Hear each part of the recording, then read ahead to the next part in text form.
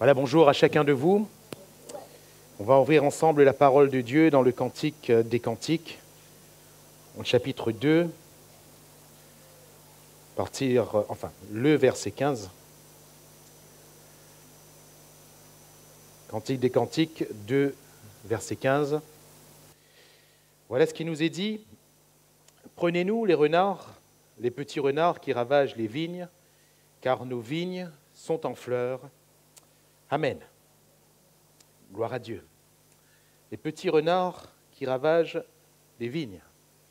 Le texte du Cantique des Cantiques est un texte d'amour entre deux êtres, cette Sulamite et en l'occurrence ici le roi Salomon. C'est le texte du partage de l'amour entre ces deux personnes. Et nous voyons combien cet amour est sincère et profond, combien aussi cet amour est pur, l'être aimé. Et nous ne voulons pas, dans un premier temps, dénaturer le contexte qui est ici présenté. Le passage que nous lisons s'inscrit dans ce contexte. Et c'est d'ailleurs ce que je voulais premièrement vous partager, surtout ce week-end. Savoir, les petits renards qui ravagent la vigne, les petits renards qui ravagent la relation qu'il y a, non pas entre nous et l'être aimé, ça peut faire le propos d'une autre réunion, peut-être d'une réunion de frères, de sœurs, de couples. Mais le Cantique des Cantiques qui est inscrit dans le canon biblique, non pas à cause de l'amour entre la Sulamite et Salomon, mais à cause de tout ce symbolisme qui va plus nous parler de l'amour entre nous et le Seigneur, entre le Seigneur et son Église. L'Église est l'épouse du Seigneur. Et dans le cadre de cette relation et dans cette intimité, il y a des petits renards qui ravagent les vignes. C'est-à-dire qu'il peut y avoir des choses qui viendront entamer l'amour qu'il y a entre nous et le Seigneur. Et au-delà de tout ça, sur ce week-end, le Seigneur conduit sa parole pour l'Église. Et vous verrez que finalement, on reste toujours dans le propos de chacun de nous, de chaque individu. Mais pour l'Église, parce que nous devons considérer l'Église. Hier soir, nous avons parlé des plaies qui ont touché le peuple. Et le psalmiste, dans le psaume 106, vous le reverrez sur les réseaux si vous le souhaitez. Dans le psaume 106, il va parler non pas des plaies qui ont touché l'Égypte, non pas les plaies qui ont touché les peuples ennemis, mais des plaies qui ont touché le peuple de Dieu. Et on peut dire, c'est bizarre. Seigneur, normalement, tes jugements doivent toucher que tes ennemis. Comment tes jugements peuvent-ils toucher ton peuple? Comment pouvons-nous voir de tels désastres au milieu du peuple de Dieu? C'était pourtant la réalité. Israël a eu des morts au milieu de lui. Au milieu de ce peuple d'Israël, il y a eu des morts, il y a eu des plaies. À certaines occasions que nous avions soulignées hier soir, la révolte de Dathan, Coré, Abiram, par exemple, contre Moïse et Aaron, dans les plaines de Moab, quand ils se sont livrés à la débauche avec les femmes moabites. Et puis à d'autres occasions encore, la mort est venue au milieu de ce peuple. Rappelez-vous, quand ils ont crié à Dieu, ils n'avaient que le pain, ils n'avaient pas la viande. La mort est apparue au milieu de ce peuple. Dieu a jugé réellement son peuple, le peuple qu'il aime. Et mes frères et mes sœurs, il nous faut considérer le peuple de Dieu. Il nous faut considérer l'Église du Dieu vivant. Et Paul va bien dire à Timothée, afin que tu saches, si je tarde, comment il faut te conduire dans l'Église du Dieu vivant, dans la maison de Dieu, qui est la colonne et l'appui de la vérité. Alléluia. Et nous ne pouvons pas parler de notre marche chrétienne sans considération du peuple chrétien.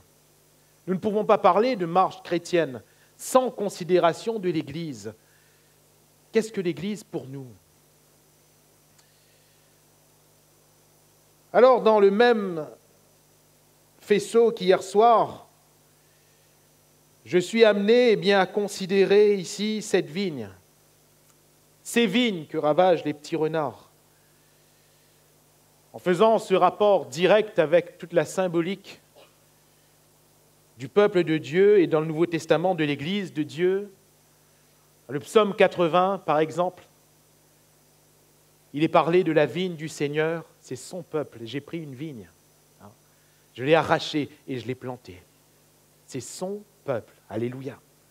Jésus va également parler du peuple de Dieu dans cette nouvelle alliance comme étant la vigne par ses diverses paraboles. La vigne.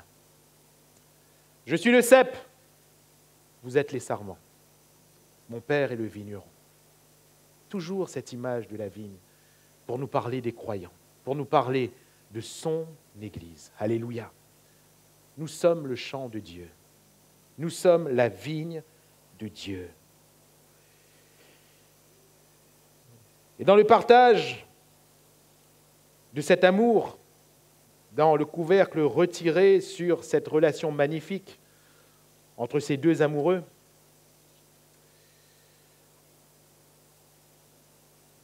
Sulamite va dire à un moment donné, prenez-nous les renards, enlevez les renards, chassez les petits renards qui ravagent les vignes. Car c'est le moment où les vignes sont en fleurs, c'est le moment où les fruits vont paraître. Et c'est là où les petits renards viennent attaquer.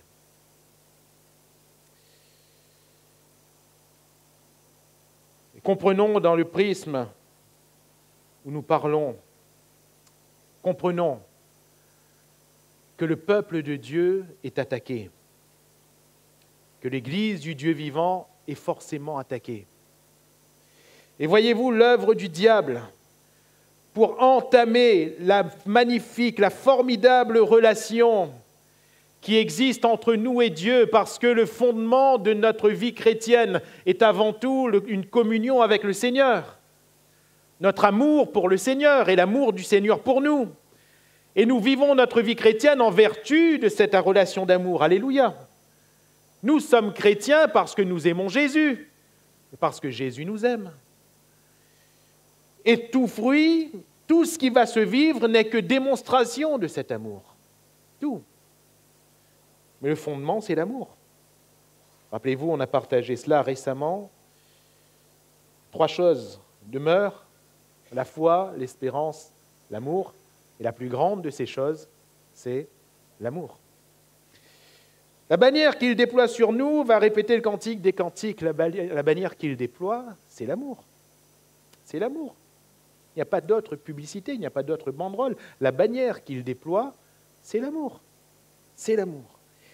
Et dans ce chapitre 2, il est parlé, il est dressé, un tableau magnifique. Il est parlé de lys, il est parlé de la voix du bien-aimé, il est parlé du bien-aimé qui vient, il est parlé des regards, il est parlé de la pluie, c'est un tableau magnifique. Et puis tout d'un coup ce cri, attention, les petits renards sont là. Les petits renards sont là. Et mes frères et mes sœurs, attention, car les petits renards sont là. Pas les gros ours, pas les grands méchants loups, mais les petits renards. Les petits renards, qui d'apparence ont peut-être l'air de petits chatons, magnifiques, mignons. Le problème, c'est qu'ils viennent et ravagent la vigne. Le diable, en effet, souvent à l'égard du peuple de Dieu, après avoir essayé par les gros ours, par les grands loups, par les grands chocs, nous le voyons dans l'histoire de l'Église, qu'il n'a pu entamer l'Église par les gros scandales, par les grosses persécutions. Il n'a pu entamer l'Église ainsi. Alors qu'est-ce qu'il a fait? Il a envoyé des petits renards. Il a envoyé des petits renards. Parce qu'il a compris que s'il pouvait permettre à ce que l'une des pierres vivantes de l'Église, à savoir un croyant, un chrétien, soit empoisonné, eh bien ce croyant, ce chrétien, amenait le poison dans le nid. Un jour qu'un professionnel m'a expliqué eh bien, le processus de la dératisation qu'il allait appliquer. Il m'a dit, vous en faites pas, monsieur, moi je croyais qu'il allait chercher le nid où il y a les rats, qu'il allait bombarder de produits. Il m'a dit non. J'ai dit, mais ça risque d'être nocif, il vaut mieux qu'on évacue le lieu. Il m'a dit non, vous en faites pas. Et je lui ai dit, comment vous allez faire? C'est très simple. Vous voyez ces petits cachets roses là, on va les mettre là. Ça avait l'air de petits bonbons. Ces petits bonbons roses, on va les mettre là. Et il y en a un qui va venir, qui va manger. Je lui ai dit, mais vous n'avez pas compris, monsieur, il n'y a pas un seul rat, il y en a plusieurs.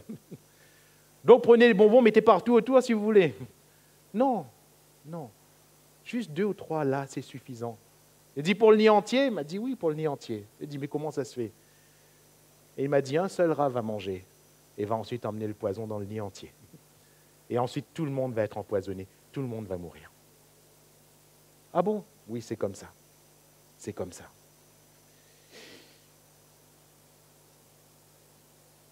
Ce que je disais hier soir, je le répète aujourd'hui, nous omettons trop souvent que si un membre souffre, c'est le corps entier qui est malade. Nous omettons trop souvent que si un membre tombe, c'est le corps entier qui tombe. Voilà pourquoi, de la part de ces hommes authentiques de Dieu, qui ont écrit dans la parole de Dieu inspirée par l'Esprit, on retrouve souvent ces paroles. Je cite comme exemple le psalmiste, je cite comme exemple le prophète Daniel, et j'en passe. Nous et nos pères, nous avons péché. Nous et nos pères, nous avons péché. Et nous remarquons qu'ils ne se dédouanent pas en disant « Seigneur, eux ils ont fait, nous n'avons pas fait ». Mais ils comprennent qu'il y a un corps, qu'il n'y a pas des électrons libres éparses. Ils ne disent pas, eux, ils font comme ils veulent, et moi, je ferai comme je veux. On ne peut pas vivre la vie chrétienne ainsi. L'Église est un corps. Et tout ce que je vais faire va impacter le corps. Alléluia. Tout ce que je vais vivre va impacter le corps, en bien ou en mal. Si c'est le bien, le corps va se réjouir. Alléluia. Le corps va se fortifier. La maison de Dieu va s'édifier. Mais si c'est le mal, eh bien le corps n'avancera plus, ne grandira plus. Je ne vais pas répéter ces plaies ce matin. Je vous laisserai bien les revoir si vous le souhaitez. Mais nous resterons dans la même pensée ce matin. Et j'aimerais partager avec vous quelques situations dans lesquelles des petits renards ont ravagé la vigne, le peuple. Nous allons dans le livre de Josué.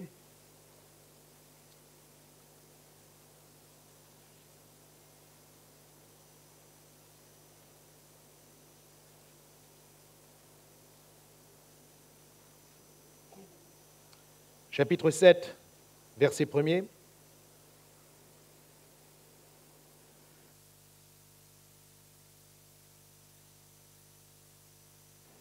Josué, chapitre 7, le verset 1er. Les enfants d'Israël commirent une infidélité au sujet des choses dévouées par interdit.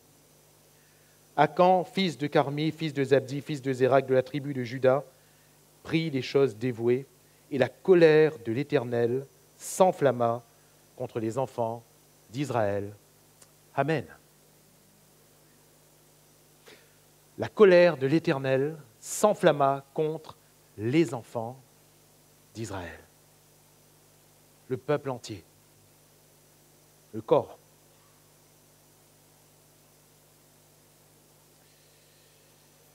La vigne.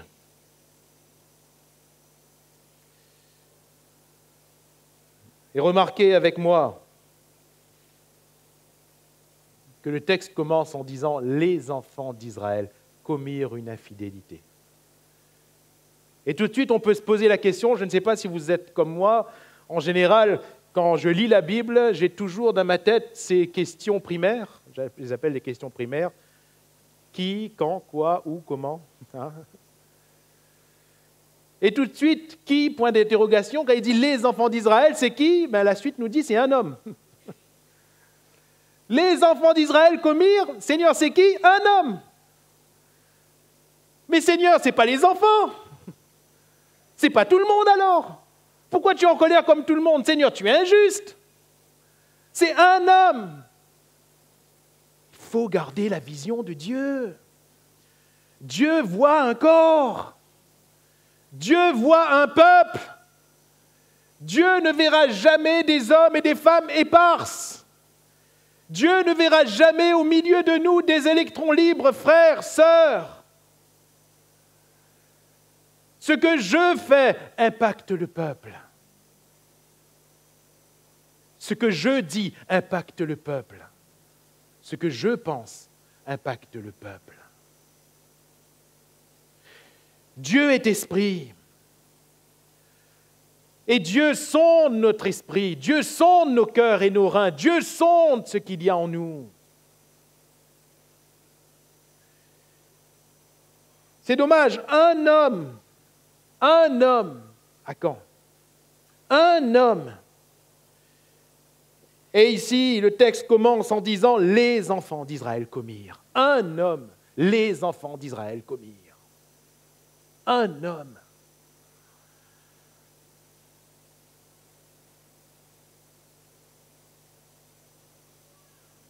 Est-ce qu'on réalise un seul instant?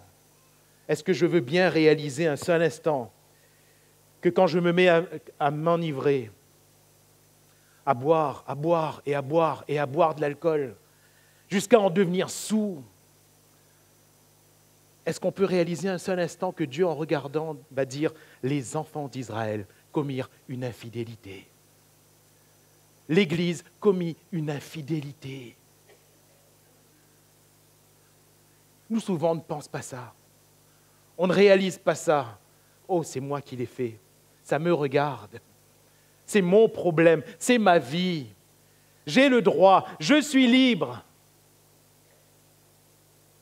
Alors que Dieu voit le peuple. Dieu voit le peuple. Un homme qui commet adultère, Dieu voit le peuple. Un homme qui commet adultère, Dieu voit le peuple. Un homme, une femme qui touche à ce qui est interdit, c'est tout le peuple qui tombe. Et comment cela se traduit dans la réalité? Vous lirez la suite du texte chez vous.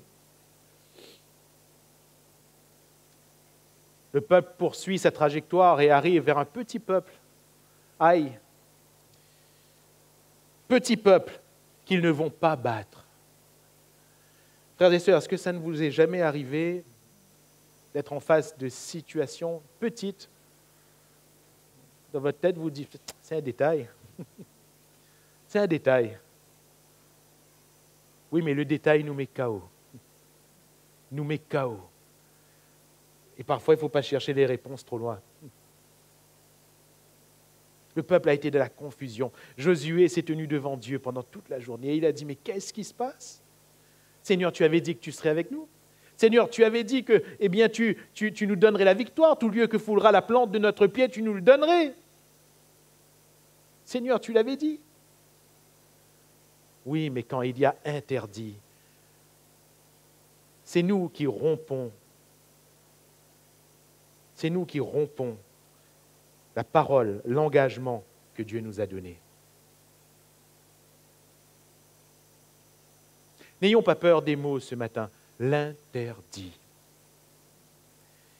Il y a des choses que Dieu interdit. Il y a les choses que Dieu veut. Il y a les choses que Dieu permet. Et il y a les choses que Dieu interdit. Et si de mon propre chef, je commence à mettre la main sur ce que Dieu interdit, J'impacte ma propre vie. Akan est mort. J'impacte ma famille. Sa famille est morte. C'est terrible, hein? C'est lui qui a pris. Sa famille est morte. J'impacte le peuple. Le peuple a perdu et il y a eu des morts.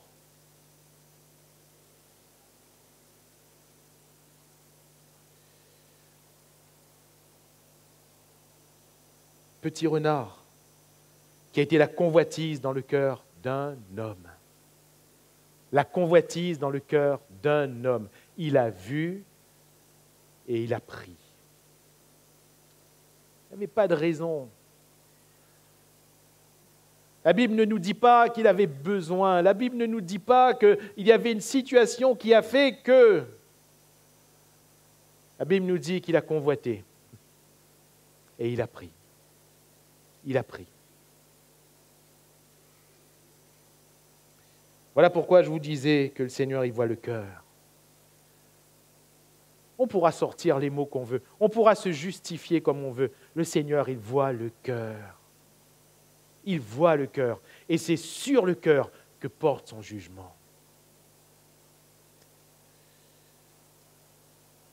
Aussi, mes frères et mes sœurs,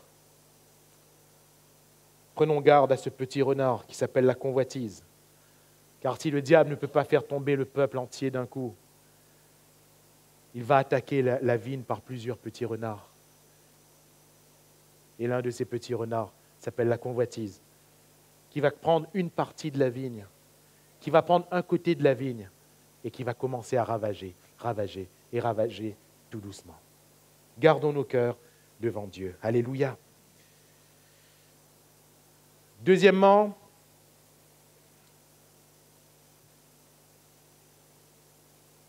je vous le citerai, il y a eu à cette occasion encore une grande désolation, et cette désolation a touché carrément le sacerdoce.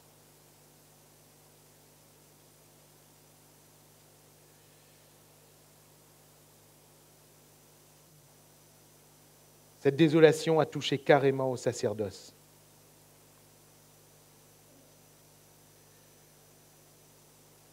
Dans Lévitique chapitre 10,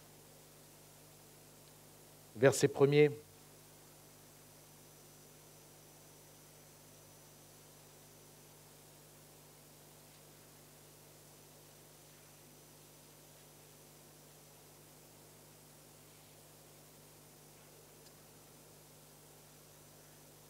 les fils d'Aaron, Nadab et Abihu, prirent chacun un brasier, y mirent le feu et posèrent du parfum dessus. Ils apportèrent devant l'Éternel du feu étranger, ce qu'il ne leur avait point ordonné. Alors le feu sortit de devant l'Éternel et les consuma. Ils moururent devant l'Éternel. Amen.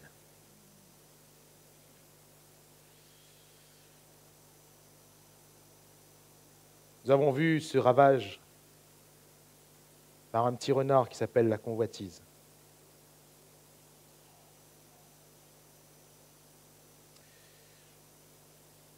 Le deuxième petit renard que j'aimerais souligner ici et qui vient ravager la vigne de Dieu, le peuple de Dieu. Grandement de notre temps et de notre génération, outre la convoitise que nous pourrions avoir.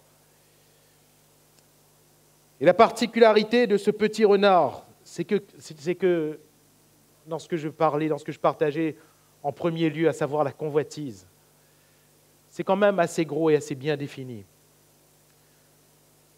La débauche qui sort du cœur, l'ivrognerie, l'envie, toutes ces choses, l'adultère, toutes ces choses, c'est quand même bien défini.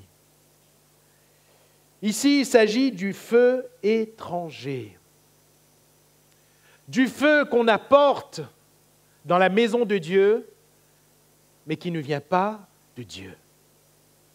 Voilà pourquoi feu étranger. Un feu qui ne vient pas de Dieu, sachant que le premier feu, c'est Dieu qui l'a allumé. Alléluia. Je vous laisserai remonter les textes chez vous. Le premier feu, c'est Dieu qui l'a allumé. Et ce feu, il n'est pas étranger, parce qu'il vient de Dieu. Et à chaque fois que, a été inauguré un lieu, c'est Dieu qui a envoyé le feu. C'est Dieu qui a envoyé sa gloire. C'est Dieu. C'est Dieu.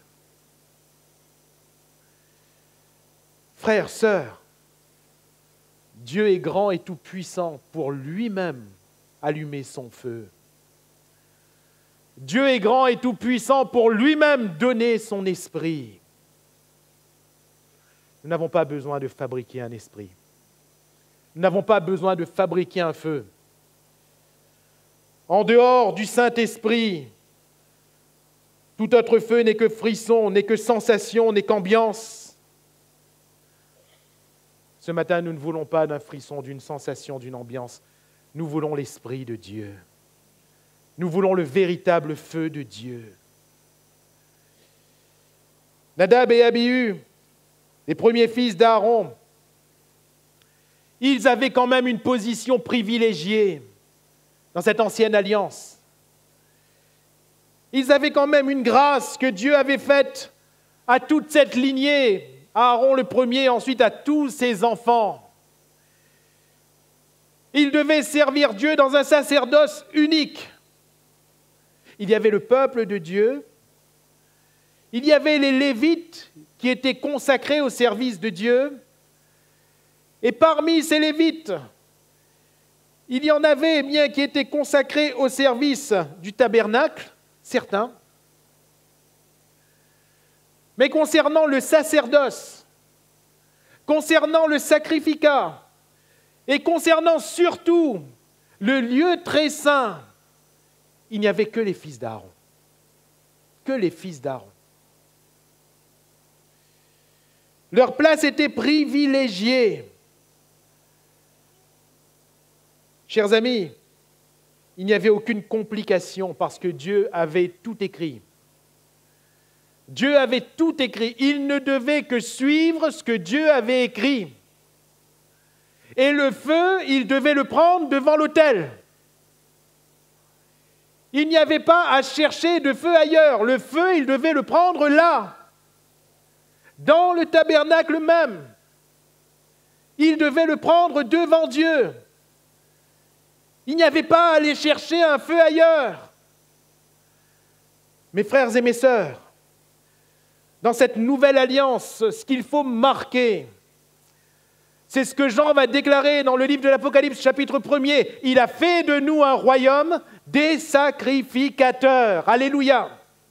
Cette place qui était exceptionnelle et privilégiée sous l'ancienne alliance, elle est tout autant sous la nouvelle alliance. Elle est toujours exceptionnelle et privilégiée. Mais Dieu l'a ouvert. Dieu a ouvert, ce sacerdoce à chacun de nous. Alléluia. En tant qu'enfants de Dieu, nous avons part à ce sacerdoce, car en Jésus, nous pouvons nous présenter devant Dieu, sans craindre la mort, car le sang de Jésus nous recouvre. Alléluia. Et en servant Dieu, frères et sœurs, dans une vie consacrée à Dieu, parce que c'est là ce qui caractérise les fils d'Aaron, en servant Dieu dans une vie consacrée à Dieu, j'aimerais dire ce matin, nous n'avons pas à chercher de feu ailleurs. Alléluia. Nous n'avons pas à chercher de feu ailleurs. Le feu est là. C'est lui, c'est le Seigneur. Le Seigneur, l'Esprit. Le feu est là. Et ce feu, c'est la présence de Dieu qui nous remplit. Ce feu, c'est la présence de Dieu qui nous nourrit.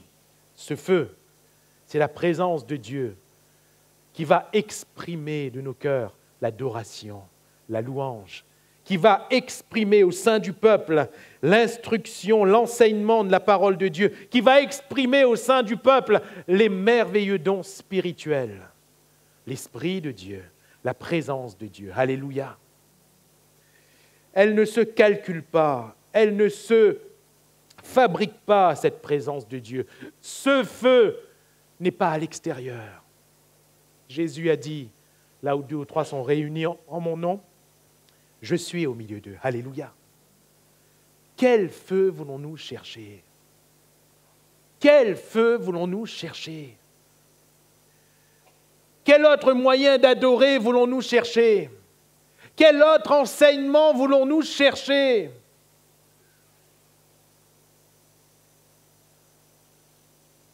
Quel dommage, frères et sœurs, quel dommage pour ce peuple. Je le disais hier soir en m'arrêtant longuement sur ce passage du psaume 106. Quel dommage. Parce qu'à la première occasion, le peuple d'Israël a fait ce veau d'or, à Horeb. Et ils ont dit, voilà, c'est lui l'Éternel ton Dieu qui t'a fait sortir d'Égypte. Quel dommage d'avoir reproduit ce qui se faisait en Égypte et d'avoir mis sur ce qui se faisait en Égypte le nom de Dieu en disant, voilà Israël, voilà le Dieu qui t'a fait sortir d'Égypte. Et ils ont commencé à manger, à se lever, à chanter, à danser, à se divertir en adorant ce qui n'était pas Dieu. Et ici, ce feu étranger a consumé Nadab et Abihu. Frères, sœurs, qui voulons-nous adorer? Quel feu voulons-nous chercher? Quel feu voulons-nous chercher? Voulons-nous prendre ce que le monde pratique en disant Dieu est là? Voulons-nous fabriquer des ambiances en copiant sur le monde pour dire Dieu est là? Voulons-nous rassembler tout et n'importe quoi, tout et n'importe qui et dire Dieu est là? Adorons ensemble, chantons ensemble, faisons toutes sortes de choses ensemble. Dieu est là. Dieu est là. Je regrette. Dieu n'est pas là où on dit qu'il est. Dieu est là où sa parole dit qu'il est. Alléluia. Dieu est là où sa parole dit qu'il est. Si sa parole dit qu'il est là, il est là vraiment. Si sa parole ne le dit pas, il n'est pas là. On peut être dans l'ambiance, on peut avoir de beaux chants, on peut avoir de bons musiciens, on peut avoir de bons choristes, on peut avoir tout de bon, on peut avoir un bon prédicateur, on peut avoir tout de bon. Si Dieu a dit qu'il n'était pas là, il n'est pas là. Il n'y a que la parole de Dieu qui nous garantisse la présence de Dieu. Alléluia. Dieu n'est pas à toutes les sauces. Dieu n'est pas dans tous les rassemblements. Dieu n'est pas dans tous les lieux où on se dit chrétien. Non. Dieu ne se travestit pas. Dieu n'échange pas sa gloire. Dieu est là où il dit qu'il est. Alléluia. Malheureusement, ce petit renard-là du feu étranger ravage et ravage et ravage et ravage encore. Vous savez pourquoi? Parce qu'il est subtil. Il est subtil.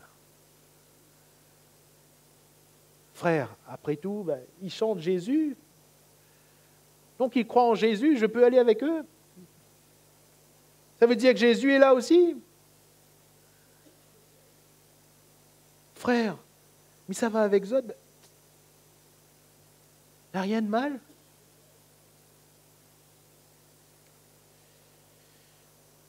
Le feu étranger. Dieu n'a pas demandé ça. Dieu n'a pas demandé cela. Troisième, renard. Et là, j'aime bien ce que Dieu va dire parce qu'il va reprendre exactement ce terme de renard. Dans Ézéchiel chapitre 13, Ézéchiel chapitre 13, versets 2 à 4.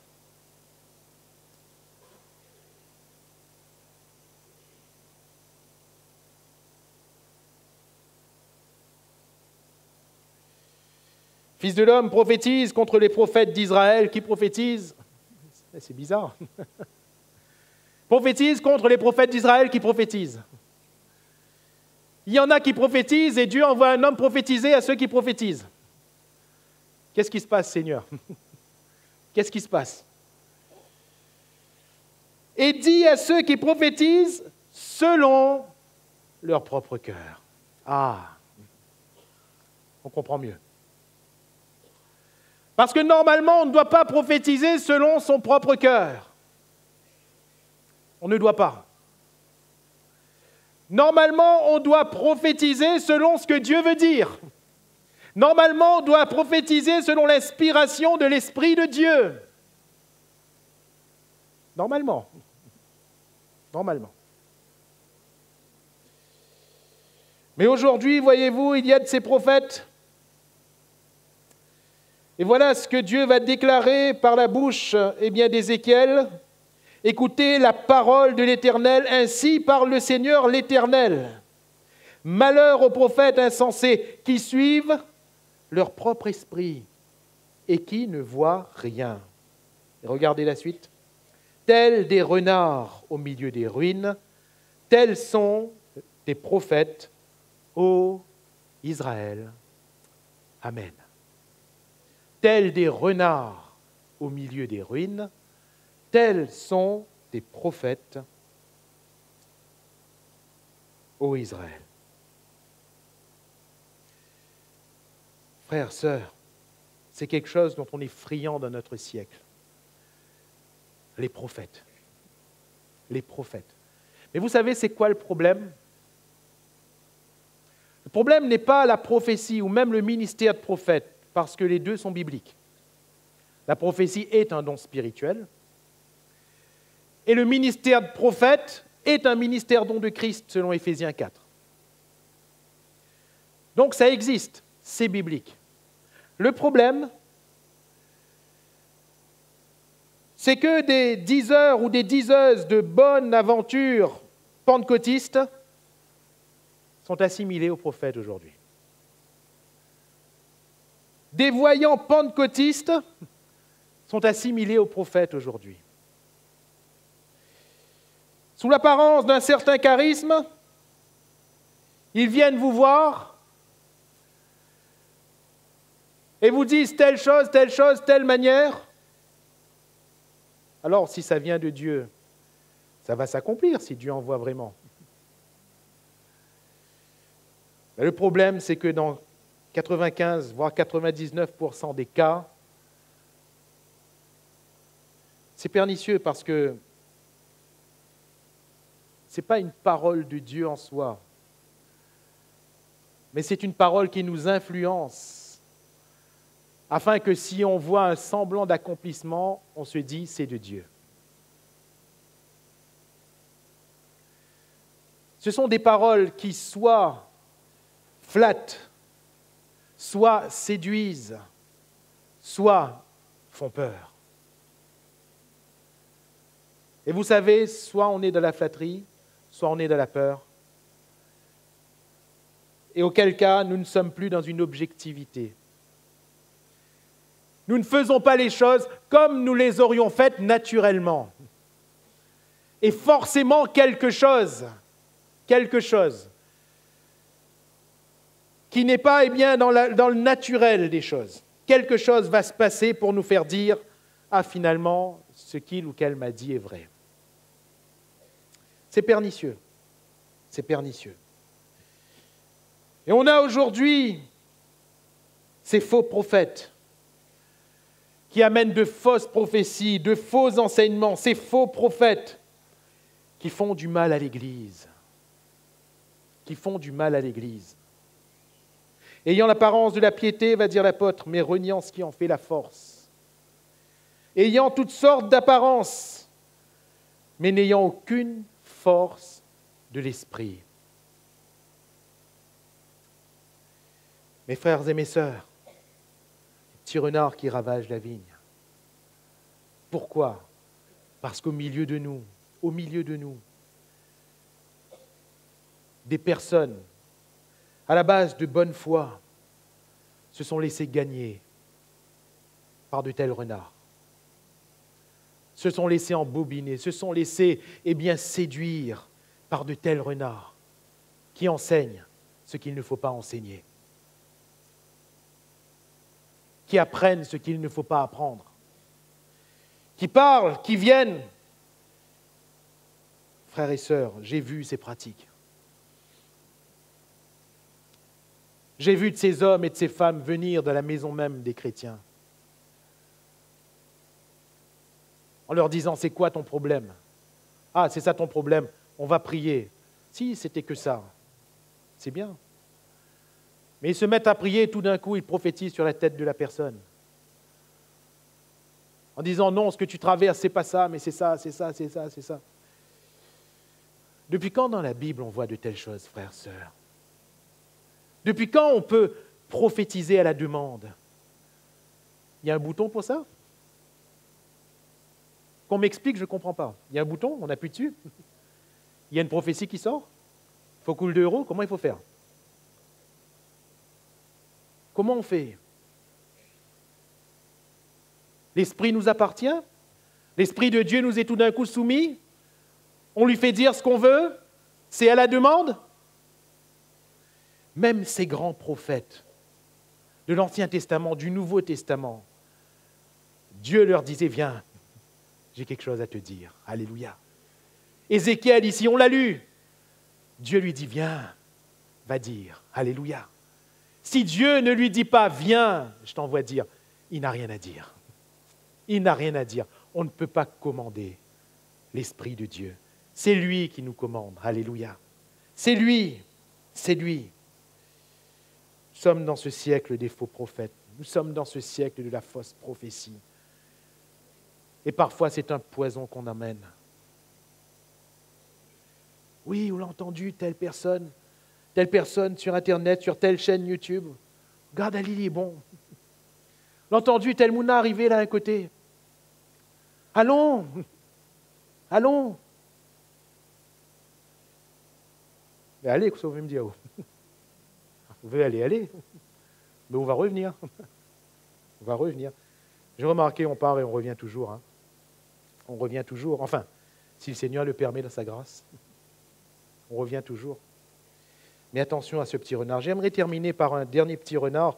Et pour ne pas que quelqu'un se dise, le frère, il n'a parlé que de choses de l'Ancien Testament, on va aller dans le Nouveau. Actes chapitre 5.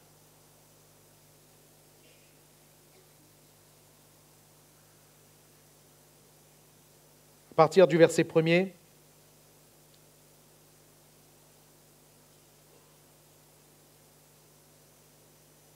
Mais un homme, on termine comme on a commencé, un homme, tout à l'heure c'était Akan, ensuite c'était Dathan Abiram. Après là on a ouvert un peu les faux prophètes. On va revenir à un homme pour nous montrer que chacun de nous, si nous ne prenons pas garde, eh bien nous amenons des choses qui peuvent impacter le peuple entier. Mais un homme, nommé Ananias et Saphira, sa femme, vendit une propriété et retint une partie du prix, sa femme le sachant. Puis il apporta le reste et le déposa aux pieds des apôtres. Amen. Nous connaissons tous cette histoire, Ananias et Saphira. Un homme. Voilà comment Satan va choisir d'attaquer encore une fois. Pas des hommes, un homme. Un homme. Et quel a été ce petit renard? Quel a été ce petit renard?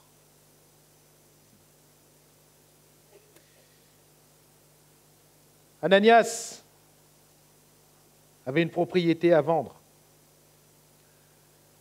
Et dans cet élan de générosité qui touchait aux chrétiens à ce moment-là, aux chrétiens qui avaient les moyens, en l'occurrence, si on lit la fin du chapitre 4, vous le lirez chez vous, il y a eu Barnabas qui va vendre un champ et qui va apporter toute la recette de cette vente aux pieds des apôtres, toute, parce qu'il y avait de nombreux pauvres et de nombreux besoins. Alors certainement que cela va avoir un écho favorable, et Ananias, il va dire, eh bien moi aussi j'ai une propriété à vendre. Il va vendre le champ, il va prendre une partie de la recette et l'autre partie, il va donner à l'Église. Jusqu'ici, il n'y a pas de problème, on est d'accord. Notre argent, elle est dans nos mains, on fait ce qu'on veut. Il va retenir une partie, il va vendre, je ne sais pas si c'était du 50-50. Il va dire, Seigneur, une partie c'est pour moi, une partie c'est pour l'Église. Il n'y a pas de problème à ça. Le problème, c'est quoi? C'est qu'il va dire à l'Église, en l'occurrence aux apôtres, j'ai donné toute la recette. J'ai vendu le champ, toute la recette, c'est pour l'Église. Alors certainement qu'il y a eu des Alléluia, gloire à Dieu. Ananias, c'est comme Barnabas. Ils finissent tous les deux races. Et ils vont faire la même générosité, le même élan, ils vont donner. Sauf que l'un a fait simplement, saintement et de tout son cœur. L'autre l'a fait avec calcul et manigance. Un autre petit renard, calcul et manigance. Calcul et manigance. Cet homme va se dire, quand même, je ne vais pas tout donner. Il y a trop. Il y a trop. Je me rappelle, quand j'étais petit, on racontait cela sur le ton de l'humour, mais quand j'ai grandi, j'ai compris que ce n'était pas du tout rigolo. Mais on racontait cela sur le ton de l'humour. J'avais l'un de mes oncles qui était inconverti au départ. Il avait pourtant grandi dans l'église et ma grand-mère était convertie de longue date. Et quand le panier d'offrande passait, ma grand-mère, elle prenait souvent généreusement. Ma grand-mère était l'une de ses pionnières sur Saint-André, et parmi celles qui avaient soutenu l'œuvre de Dieu au tout départ, avec ses moyens. Et elle mettait toujours, généreusement. Et mon oncle était assis à côté, le panier passait devant lui, et quand ça arrivait, la passée de ma grand-mère, ça passait ensuite vers lui, il regardait, il disait « n'a trop ça !» Il enlevait dedans. Voilà, il enlevait dedans. « N'a trop ça !» Au départ, on disait ça, on racontait ça à table en rigolant, mais avec le recul, je me disais « mais c'est grave quand même. C'est grave, c'est grave. » Mes frères et mes sœurs, vous lirez le texte chez vous. Pierre a dit, « Pourquoi Satan a-t-il rempli ton cœur ?» Pierre va dire à la femme ensuite, « Comment vous êtes-vous accordés pour tenter l'Esprit du Seigneur ?» Qu'est-ce qui s'est passé à la base? Une discussion au milieu de ce couple, une manigance. Ce qu'ils n'avaient peut-être pas soupçonné, c'est que par cette manigance, Satan avait rempli leur cœur. Par cette manigance, il s'était élevé contre l'Esprit du Seigneur. Pourtant, humainement, ce n'était qu'une manigance. Humainement, ce n'a été qu'un calcul, ça n'a été qu'un échange. On peut dire, pas grand-chose. Les deux sont morts. Pas grand-chose. Frères, sœurs, ce qui peut sembler pas grand-chose pour nous. Attention. Ce qui peut sembler pas grand-chose, ce qui peut sembler être pas grave. Un petit peu de levain fait lever toute la pâte. Un peu de croiser les bras. Pas grand-chose. Petit renard, n'est-ce pas? Petit renard. Pas grand-chose. Et cela peut amener la mort.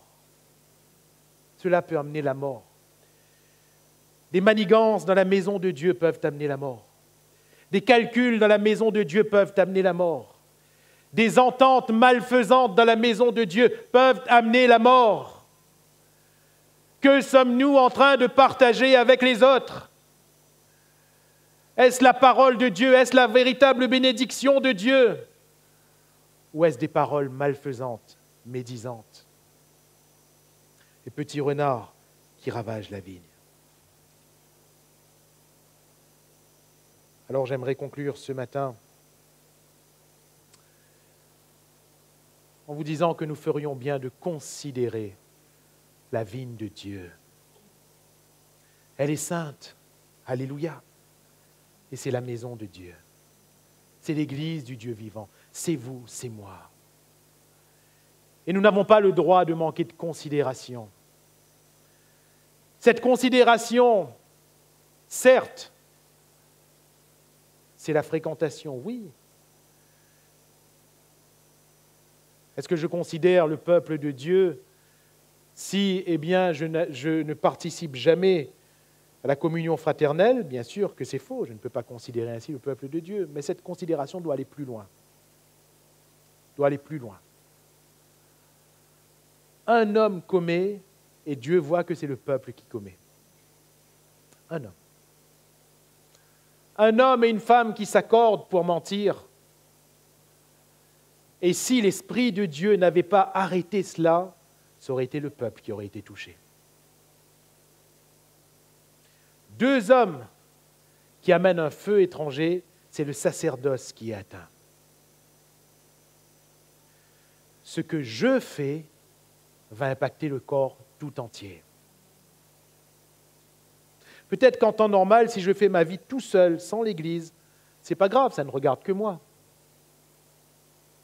Mais mes frères et mes sœurs, la grande réalité spirituelle de l'Église, c'est qu'à partir du moment où je me suis converti, à partir du moment où je me suis engagé avec le Seigneur, je fais tout le temps partie de l'Église. Nuit et jour, jour et nuit. Et je dois vivre l'Église, nuit et jour, jour et nuit. Mon attachement à l'Église va faire que je ne vais plus faire n'importe quoi, je ne vais plus dire n'importe quoi, je ne vais plus penser n'importe quoi. Parce que l'Église sera forcément impactée. Un membre qui souffre, le corps entier souffre. Un membre se réjouit, le corps entier se réjouit. Alléluia. C'est avec beaucoup de solennité. Je le disais hier soir, et je l'ai redit ce matin. Ce n'était pas ce que j'avais prévu forcément de partager, mais ça a été vraiment un fardeau dont je me dégage.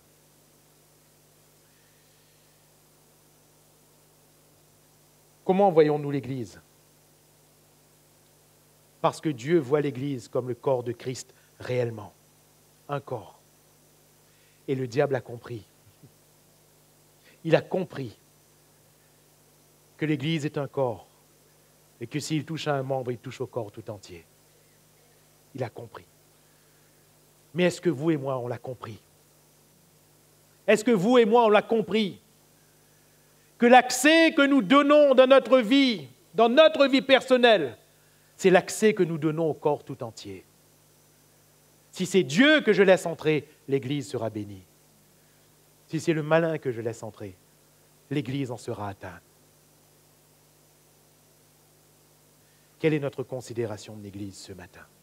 Attention à ces petits renards, qui ravagent la vigne de Dieu. Car ce petit renard est peut-être en train de m'attaquer. Ce petit renard est en train peut-être de commencer à me ravager moi. Peut-être que j'ai laissé un accès à ce petit renard, peut-être que j'ai laissé certaines portes ouvertes et que Satan s'y est engouffré, que les démons ont commencé à en faire leur jeu. Mes frères et mes sœurs, que le Seigneur nous aide. Alléluia. Que le Seigneur nous aide à vivre notre vie quotidiennement en tant que membre de l'Église, pas en tant qu'individu, pas en tant que citoyen français, pas en tant qu'être vivant sur la planète Terre, mais en tant que membre de l'Église du Dieu vivant, la colonne et l'appui de la vérité. Alléluia.